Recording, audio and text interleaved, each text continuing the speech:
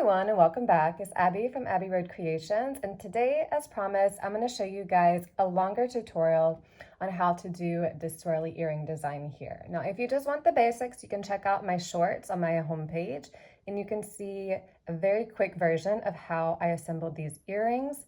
But if you need a little bit more time and detail to learn how to do these, then stick with me because I'm going to share with you guys all the information you're going to need, okay?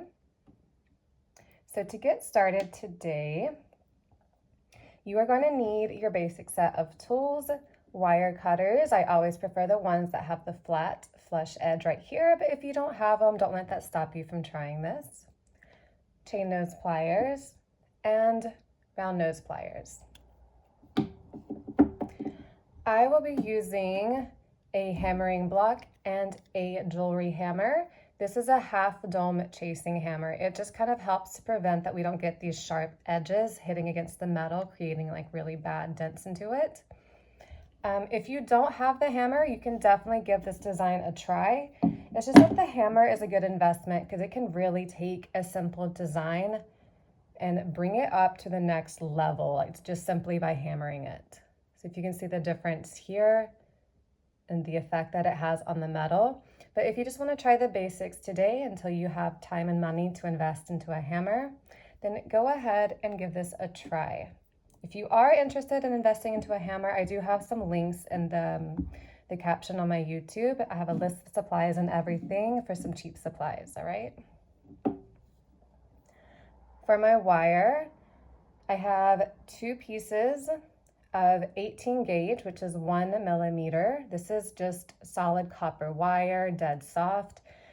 If you're going to be hammering, make sure you use a solid metal or a filled metal wire. Filled metal would be your silver filled or gold filled, all right? Remember, this is different than plated.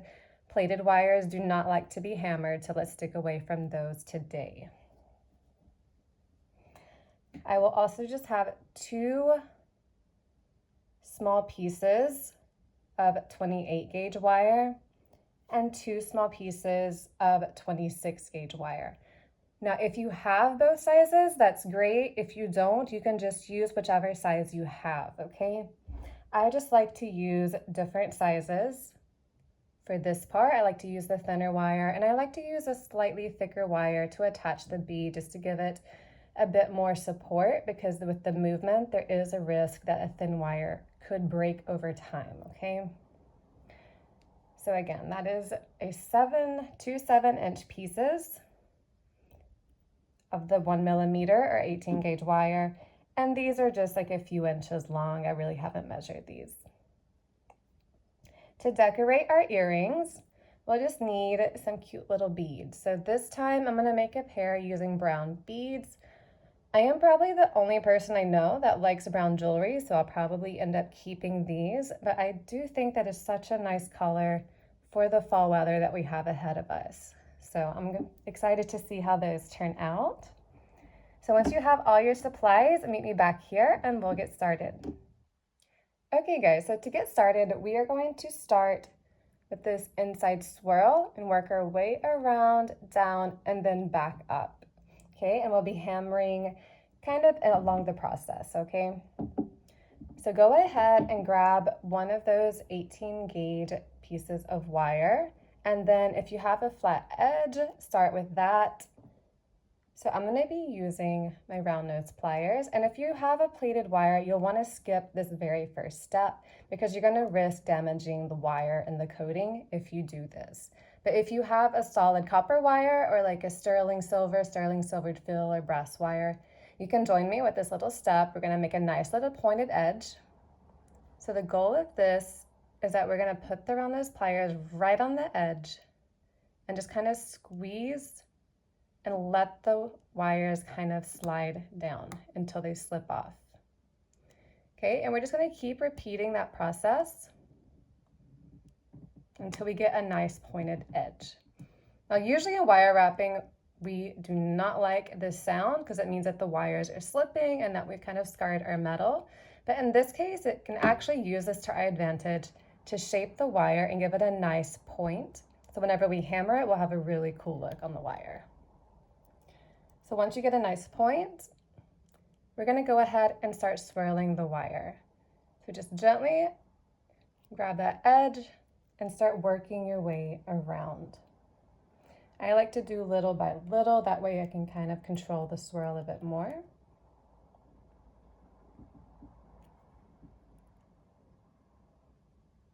All right. You see, just nice and slow, no need to rush it. And then once you have a shape that you like,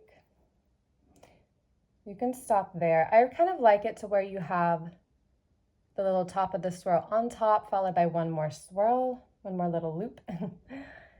And then we just want to stop at a point that in the center of the swirl, it'll look nice if we make that little loop right there, the second one. So we're gonna pause really quick to hammer this edge. If you don't have a hammer, you can just hold on tight. This won't take long. Okay. So I always flip my design over so that I'm hammering technically on the back of the design, just because with this hammer, it will prevent the sharp dings in it, but it'll still have some little dent. Some people like that. It gives it a more rustic look. But if you want a clean, smooth finish, you want to hammer onto the back of your design. So our goal while we're hammering here is that we want to put the most force in this outside curve, okay? So that way that part will be thicker and it gives it a nice, what I like to call cursive curve look, kind of whenever you're doing like a calligraphy style writing, you know, your downstrokes are typically a bit thicker. So we're just going to grab our hammer and I'm going to gently hammer all over, and then I'm really going to put a lot of weight into this side. Always keep your hammer moving, that way you're kind of distributing evenly the weight and you don't end up with like weird pieces of the wire being more flat than the others, okay?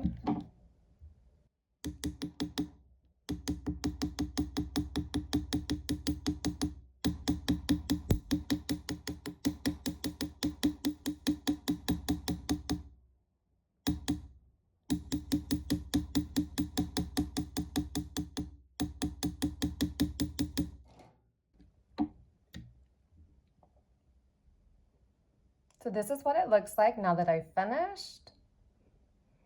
Okay, so we're going to unzoom and we're going to go back to where we were with our round nose pliers, bringing this back up around. All right, grabbing those round nose pliers, we are going to pinch in the approximate middle of our design, okay?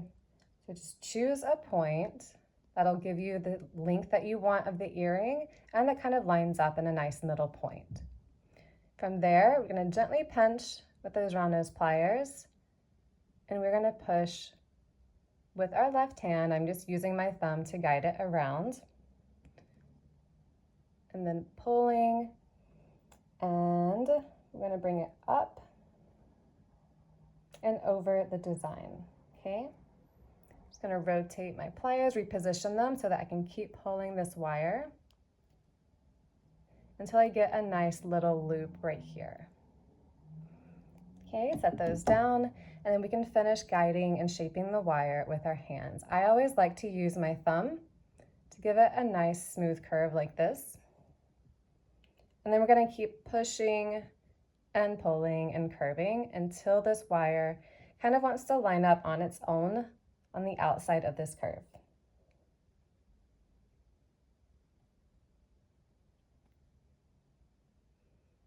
Okay, that's looking pretty nice.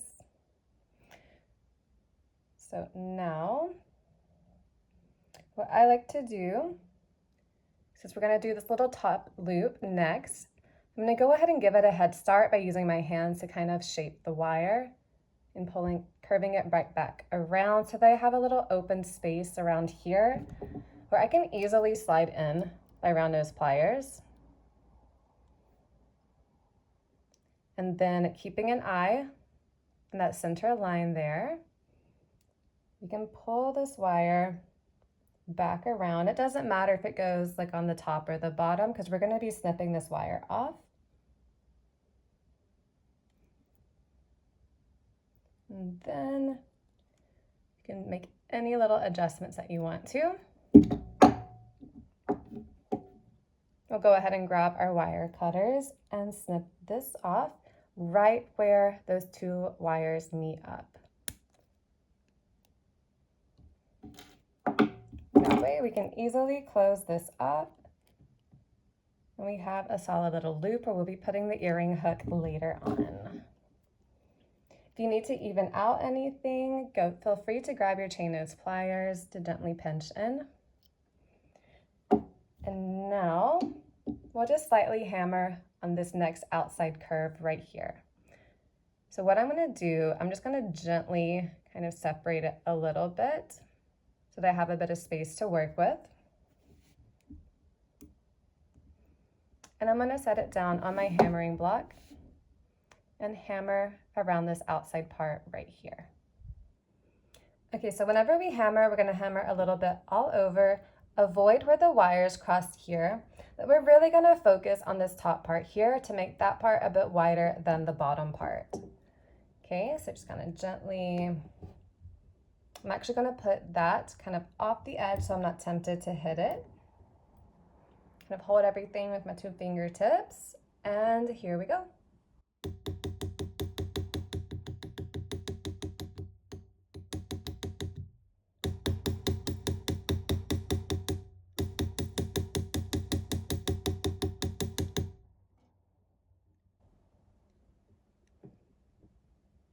All right, so you can see that that's a bit thicker than the bottom, which is really nice. So next we are just going to grab, or we're going to push this back in. And we are going to grab one of the two small 28 gauge wires, or the 26 gauge, whatever you have, whatever you're using, that we're going to use to wrap this and attach this so it's not going to move whenever we wear these, okay? All right, so I am using just a 28 gauge, which is 0.315 millimeter wire. It's just a few inches long, just long enough for me to be able to attach this. So what we'll be doing is just kind of like a simple, it's not even a weave, we're just simply wrapping the wire around, and then we're gonna secure it on the base wire so that these wires don't feel like popping off at any time that they want to. So, to get started, I just like to kind of feed a bit of the wire in. I'm going underneath, so I have that little tail there underneath, something to hold on to with my left hand, while I start just wrapping it around with my right. So I'm wrapping it around both wires just 3 times to secure it.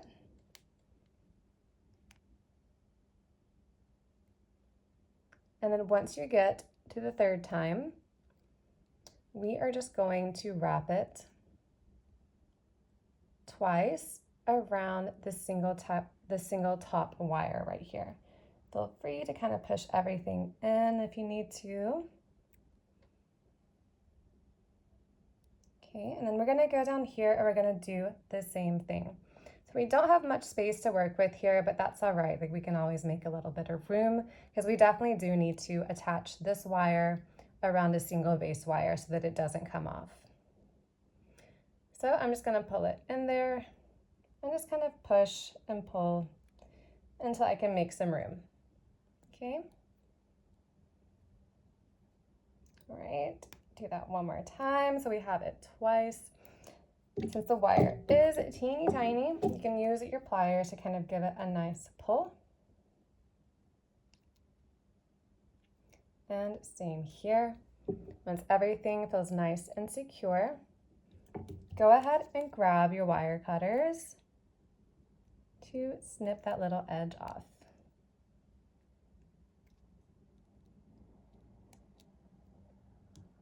Okay, always remember to go back in and try to pinch these in and rub your fingers over it to make sure that there's no sharp edges from those little weaving wires. So for now, you have your first earring. What you can do for the second one is go ahead and start that before we attach the little bead. You'll just want to match it up as you go along to make sure that the size stays about the same, okay? Now, to attach our crystal bead, I'm using a slightly thicker wire, which is a 26 gauge wire or 0.4 millimeter. I just like to use this because it's a bit more sturdy since the bead will be kind of moving and swinging around whenever we wear it. And with wires, the more that they move, the more of a risk they have of breaking. So it's just nicer to use a slightly thicker wire if you have it. I'm using a horizontally drilled bead. I'm just gonna stick that wire through there, bend both of these up. Okay, I just like to make a little vertical bend there where the center is. And then just start wrapping that wire around.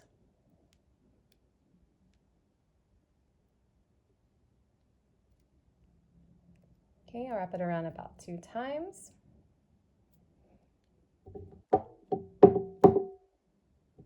And then snip this little tail off right here. Make sure you don't get that top one. Okay, I'm just gonna pinch that sharp edge in. And then we're gonna create kind of a little half loop. Just something to give it a starting shape. So just kind of gently pinch with your round nose pliers. Pull the wire down like that to give yourself a nice little hook. There it is. And then we are going to put this through that tiny little hole. And then what I like to do, I just pinch with my left hand and I keep pulling with my right until I have what kind of looks like a circle. Okay, so to finish it, I do feel like this part's a little tricky, but it's not that bad.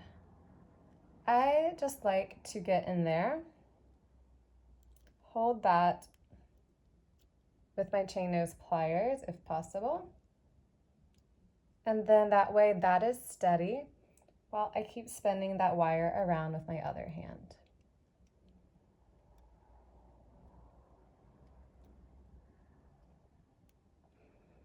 Okay, once you've wrapped it around a couple of times, you can snip that wire off and then go ahead and pinch it in.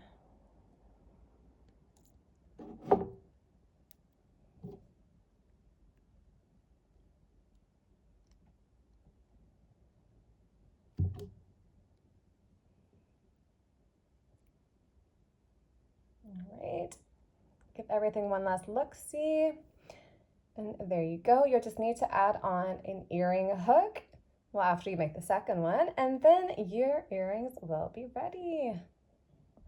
So if you need a little extra help making that second earring, I'm going to give you guys a few pointers here.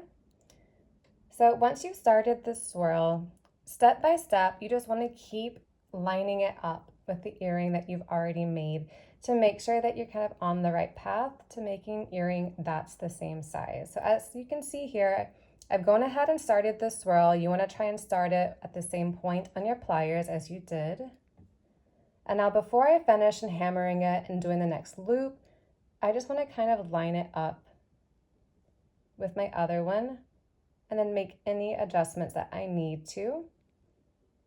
Now keep in mind that whenever you hammer, your wire can have a tendency to kind of get a little bit bigger. So there is a risk right here that this new earring may be a tiny bit bigger, but I mean, it's not going to be to the point that someone is going to really notice. So what you can also do is just take like a little marker or something and mark where that little loop is going to be, like where those wires line up, so you'll know not to hammer it past that point. Okay, so I'm going to go ahead and hammer the outside of this, and I'll meet you guys back to show you guys about lining up that little loop and copying it and mirroring the design from there, okay? Okay, so now that I've hammered the design, we're gonna hold it up again just to see if we need to make any adjustments. And as you can see, the hammering did kind of alter the wire. So I am just going to kind of pull that in and try to adjust the wire as much as I can to make it match the earring that we already made.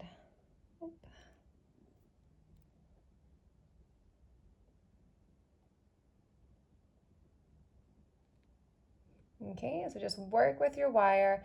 You don't want to bend it too much because after you've hammered it, it does kind of give it a wonky effect if you try to move the wire too much after that. But you can make some small adjustments without any problem.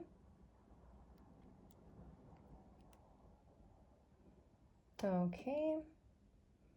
So remember, we are doing a mirror design here. So I'm just holding it up like this to make sure that it matches, but our shape will be like this whenever we finish. So for now, we are going to go ahead and do that little loop right here. So I am just going to hold this up and then just kind of line up my pliers with where we had it on the other one. Okay. Go ahead and start bending that wire back, just like we did.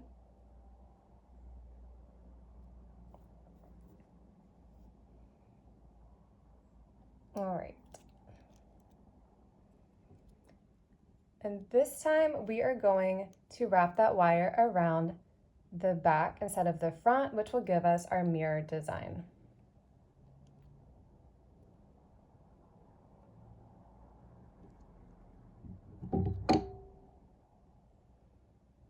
Okay, once again, just shape it with my thumb.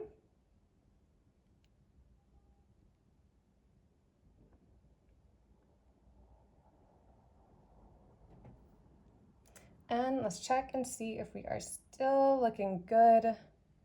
It's looking all right for now. So making earrings is one of the things that is my least favorite because I am horrible with symmetry and with replicating things in the mirror design. Oof, that's hard for me. So we are going, not to hammer yet, we are going to do that little loop, okay? Once again, find that middle point and then wrap that around, and we're going to clip that off just like we did in the first one.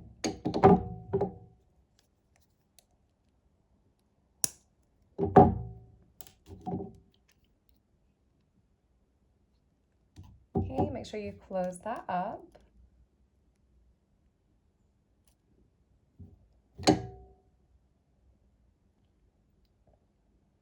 Once again, let's check this out. All right, that's still looking okay. If you're having trouble with yours, please don't let it get to you. I am horrible at making earrings. I've been doing this for years and years and I still have trouble, okay? So don't let that get you down. All it takes is a lot of practice. So we are once again going to pull this apart, hammer along that edge, and then we'll do one last double check before we finish everything up, and then we'll have our set of earrings. All right, here they are. I think they turned out all right. I really do like those brown beads. So I will be dipping these in the liver of sulfur bath later on to give them a nice antiqued appearance, just like I did these black ones here. If you want to learn how to do this effect right here, I do have a video on my channel. I'll make sure to link it at the top so you can just go ahead and click that and check it out. It's super easy to do, and it really does bring your copper jewelry and silver jewelry to the next level, giving it a really professional look. So you guys can check that out, give it a try. Let me know how you guys like this tutorial. Leave me a comment below if I missed anything or if you need to clear up any of my directions. I'm always okay with that. All right, guys, have fun, and I'll see you next time.